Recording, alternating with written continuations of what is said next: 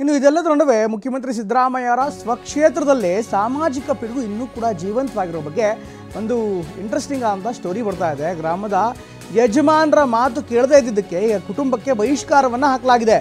ಈ ಘಟನೆ ನಡೆದಿರುವಂಥದ್ದು ಇರುವಂಥದ್ದು ಸಿದ್ದರಾಮಯ್ಯನ ಹುಂಡಿ ಸಮೀಪದ ಶ್ರೀನಿವಾಸಪುರದಲ್ಲಿ ನಡೆದಂಥ ಘಟನೆ.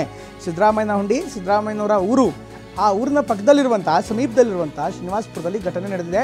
ಮೈಸೂರು ಜಿಲ್ಲೆ ವರುಣಾ ವಿಧಾನಸಭಾ ಕ್ಷೇತ್ರದ ಶ್ರೀನಿವಾಸಪುರ.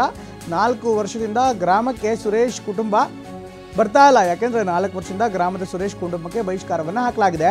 ತಮ್ಮ ಸಮುದಾಯದಿಂದಲೇ ಕುಟುಂಬಕ್ಕೆ ಬಹಿಷ್ಕಾರ ಹಾಕಲಾಗಿದೆ. ಯಜಮಾನರಾದಂಥ ಚಿಕ್ಕಂಡಯ್ಯ, ಬಸವಯ್ಯ, ಹಾಗೆಯೇ ಮೋಟ್ ಮಹದೇವಯ್ಯ ಅವರೆಲ್ಲರೂ ಕೂಡ ಗ್ರಾಮ ಪಂಚಾಯಿತಿ ಮಾಜಿ ಸದಸ್ಯ ಬೊಮ್ಮಾಯಿ, ಮಹದೇವಪುರದಿಂದ ಮಹದೇವೂರಿಂದ ಬಹಿಷ್ಕಾರ ಹಾಕಲಾಗಿದೆ ಅನ್ನುವಂಥ ಮಾಹಿತಿ ಕೂಡ ಬರ್ತಾ ಇದೆ. DC ಪೊಲೀಸರು ತಹಶೀಲ್ದಾರ್ಗೆ ದೂರು ಕೊಟ್ಟಿದ್ದಾರೆ. ಕೊಟ್ಟರೂ ಕೂಡ ಅವರಿಗೆ ನ್ಯಾಯ ಸಿಕ್ಕಿಲ್ಲ.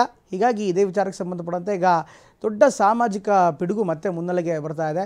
ಮುಖ್ಯಮಂತ್ರಿಯವರ ಸ್ವಕ್ಷೇತ್ರ ಶ್ರೀನಿವಾಸಪುರ, ಸಿದ್ದರಾಮಯ್ಯನವರ ಹುಂಡಿ, ಅಲ್ಲೇ ಇಂಥ ಒಂದು ಘಟನೆ ನಡೆದಿರುವಂಥದ್ದು ಆಶ್ಚರ್ಯಕರ ಮತ್ತು ಸಾಕಷ್ಟು ಬೇಸರದ ಸಂಗತಿ.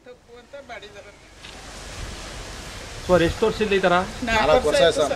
4 ವರ್ಷದಿಂದ ಇದೇ ನ್ಯಾಯ ಸರ್ ನಮ್ಗೆ ಆಯ್ತಿರ. ನಮಗೆ ಬೇರೆ ಹೊರಗಡೆ ಗಲಾಟೆ ಬಂದದ್ಕ ಆ ಊರಲ್ಲಿ ನ್ಯಾಯ ತೀರಿಸ್ತದಕ್ಕ ಮೈಸೂರಿಂದ ಆ ದುಡ್ಡ ನಮಗ್ ಕೊಡ್ರಿ ಅಂತ ಇಷ್ಟ ಮಾಡ್ಕೊಂಡು ಕುಂತಾರೆ. ತಪ್ಪು ಮಡಗಿರೋದು ಸೀನಿಯರು.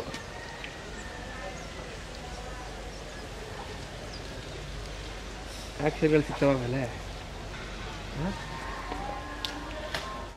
ಇನ್ನು 4 ವರ್ಷದ ಹಿಂದೆ ನಡೆದಂಥ ಗಲಾಟೆ ಸಂಬಂಧ ನ್ಯಾಯ ಪಂಚಾಯತಿ ನಡೆದಿತ್ತು. ರಂಗನಾಥ್ಪುರದ ಪ್ರಮೋದ್, ಸುರೇಶ್ ನಡುವೆ ಗಲಾಟೆ ನಡೆದಿತ್ತು.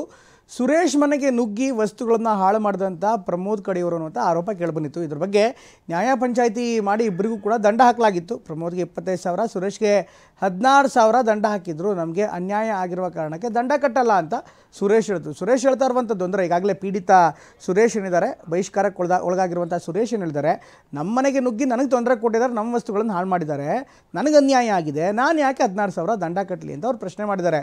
ತಮ್ಮ ಮಾತನ್ನು ಕೇಳದೇ ಇದ್ದಿದ್ದಕ್ಕೆ ಕೋಪಗೊಂಡಿರುವಂಥ ಗ್ರಾಮದ ಸೋ ಕಾಲ್ಡ್ ಯಜಮಾನರು ಪಂಚಾಯಿತಿಯಲ್ಲಿ ಮುಜುಗರ ಆಗಿದೆ ಅಂತ ಸುರೇಶ್ ಮೇಲೆ ಕೋಪ ವ್ಯಕ್ತಪಡಿಸಿದ್ದಾರೆ.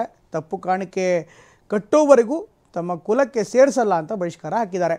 ಕುಟುಂಬದ ಸಂಪರ್ಕದಲ್ಲಿದ್ದರೆ 5,000 ದಂಡ ವಿಧಿಸೋದಾಗಿ ಇನ್ನಿತರಿಗೂ ಕೂಡ ಎಚ್ಚರಿಕೆಯನ್ನು ಕೊಟ್ಟಿದ್ದಾರೆ.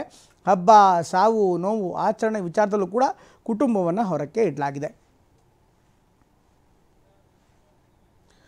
ನಿಜಕ್ಕೂ ಕೂಡ ಆಶ್ಚರ್ಯಕರವಾದಂಥ ಸಂಗತಿ. ಬಹುಶಃ ಮುಖ್ಯಮಂತ್ರಿ ಕಚೇರಿ ಕೂಡ ಇದನ್ನು ಗಮನಿಸ್ತಾ ಇದೆ ಅಂತ ನಾನು ಭಾವಿಸ್ತೇನೆ. ಯಾಕೆಂದರೆ ಸಿದ್ದರಾಮಯ್ಯನವರ ಸ್ವಕ್ಷೇತ್ರದಲ್ಲಿ ಒಂದು ದಲಿತ ಕುಟುಂಬಕ್ಕೆ ಈ ರೀತಿಯಾದಂಥ ಸಮಸ್ಯೆ ಉಂಟಾದರೆ ಸಹಜವಾಗಿ ಅದು ಒಪ್ಪುವಂಥ ಮಾತೇ ಅಲ್ಲ. ಇಲ್ಲಿ ಅಂತಲ್ಲ, ಅಥವಾ ಮುಖ್ಯಮಂತ್ರಿಗಳ ಕ್ಷೇತ್ರ ಅಂತಲ್ಲ, ಎಲ್ಲೂ ಕೂಡ ಆಗಬಾರ್ದು. ಇದು ಅಸಂವಿಧಾನಿಕವಾದಂಥ ಒಂದು ಬೆಳವಣಿಗೆ. ಯಾಕೆಂದರೆ ಅವರನ್ನು ಬಹಿಷ್ಕಾರ ಹಾಕೋದಕ್ಕೆ ಆ ಯಜಮಾನರು ಅಂತ ಹೇಳ್ಕೊಳ್ಳೋರಿಗೆ ಯಾವುದೇ ರೀತಿಯಂಥ ಹಕ್ಕಿಲ್ಲ. ಯಾವುದೇ ರೀತಿಯಂಥ ಸಮಸ್ಯೆ ಇದ್ದರೂ ಕೂಡ ಅದನ್ನು ಪರಿಹಾರಯುಕ್ತವಾಗಿ ಕಾನೂನಿನ ಪ್ರಕಾರವೇ ಅದನ್ನು ಮಾಡ್ಬೋದು.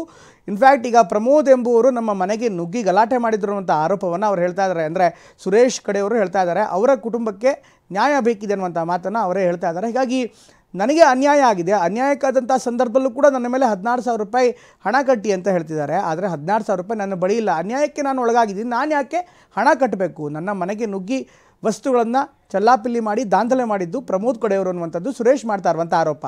ಸುರೇಶ್ ಯಾರು ಅಂದರೆ ಅವರು ಬಹಿಷ್ಕಾರಕ್ಕೆ ಒಳಗಾದಂಥವ್ರು. ಹೀಗಾಗಿ ಈ ಒಂದು ಪ್ರಕರಣಕ್ಕೆ ಸಂಬಂಧಪಟ್ಟಂತೆ ಈಗ ಸಾಕಷ್ಟು ಗಲಾಟೆಗಳು, ಗದ್ದಲಗಳು ನಡೀತಾ ಇರೋಕ್ಕಿಂತ ಹೆಚ್ಚಾಗಿ ಆ ಕುಟುಂಬ ಈಗ 4 ವರ್ಷದಿಂದ ಬಹಿಷ್ಕಾರಕ್ಕೊಳಗಾಗಿ ತನ್ನದಲ್ಲದ ಜೀವನವನ್ನು ನಡೆಸ್ತಾ ಇದೆ.